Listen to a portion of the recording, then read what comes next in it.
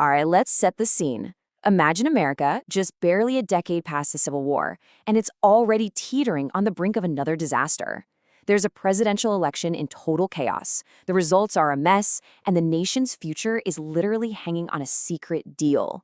This is the wild story of the Compromise of 1877, the backroom bargain that slammed the door on one era and kicked off another. Okay, let's get right into it.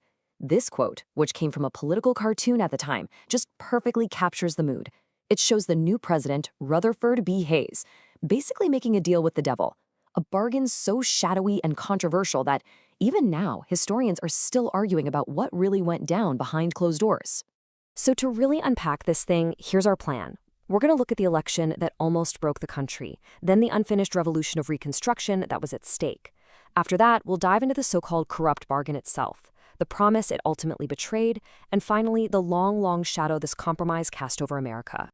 First up, an election on the brink. You gotta remember, it's only been 11 years since the Civil War ended, and suddenly, the presidential race of 1876 is threatening to tear the whole country apart all over again. Now this is where it gets really interesting. Look at these numbers. The Democrat's Samuel J. Tilden, he's got 184 electoral votes. He only needs 185 to win. He is just one single vote away from the presidency.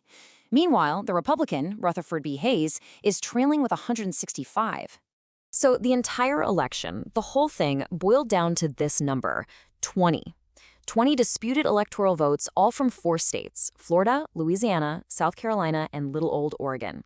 Hayes needed every single one of those 20 votes to win. Tilden just needed 1. And the tension was just immense. People were legitimately terrified of another war. You had people in the streets shouting Tilden or blood. There was real talk of armed militias marching on Washington. So the question is, how on earth did the United States pull back from the brink of total chaos? Well, to understand the deal that was made, you have to understand what was on the negotiating table. And that brings us to the era of Reconstruction, what some people call America's unfinished revolution.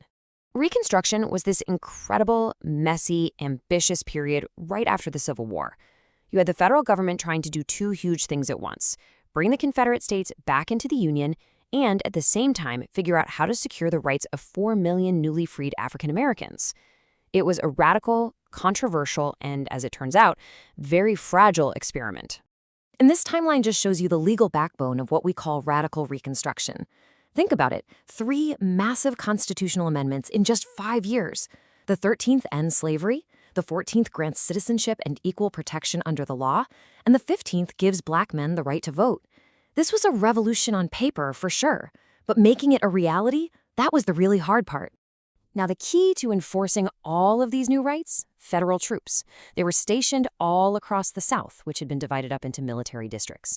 And their job was basically to act as protectors, to shield Black citizens from violence, and to make sure that these new, more inclusive state governments could actually do their jobs. They were the physical guarantee of this whole new order.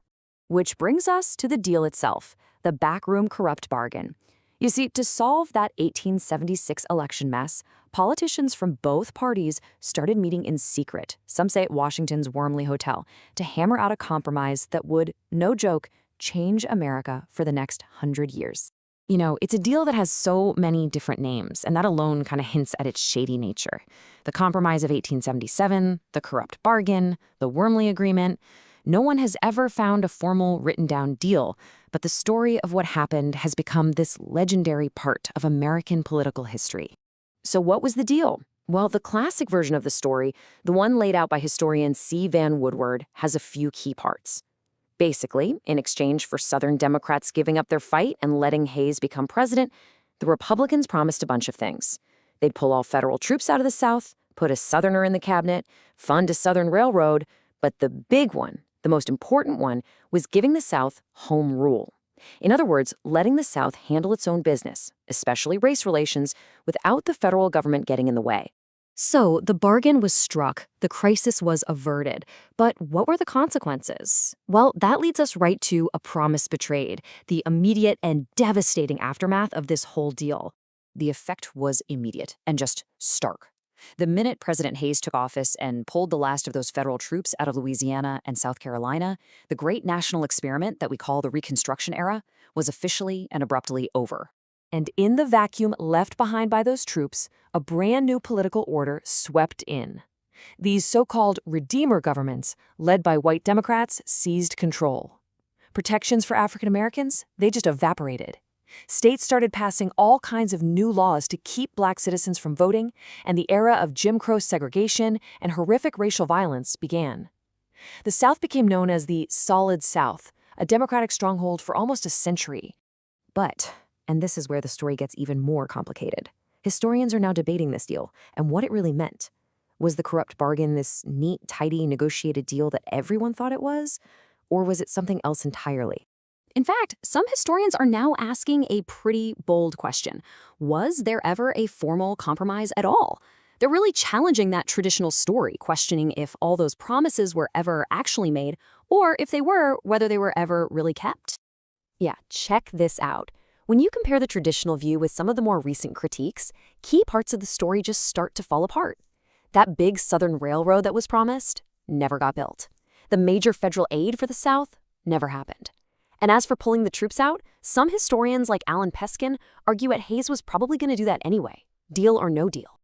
Okay, so if it wasn't a grand bargain for railroads and cabinet seats, what was it? Well, a more recent theory suggests the real compromise was simpler. It was driven by fear. You had political elites on both sides who were just terrified of a constitutional crisis, and they chose stability. They were worried about the Mexicanization of American politics. That's a term they used back then for a cycle of violent contested elections. They just wanted to end the crisis peacefully. So whether it was a formal deal, some kind of informal understanding, or just a mutual desire to not blow up the country, the outcome was the same. And this quote leaves us with a really provocative final thought. A biographer once called President Truman's push for civil rights in 1948 a repeal of 1877. That suggests the shadow of this compromise was so incredibly long that it took more than 70 years for the federal government to even begin to reclaim its role as a protector of civil rights in America. It really makes you wonder, was the peace it bought worth the price that was paid?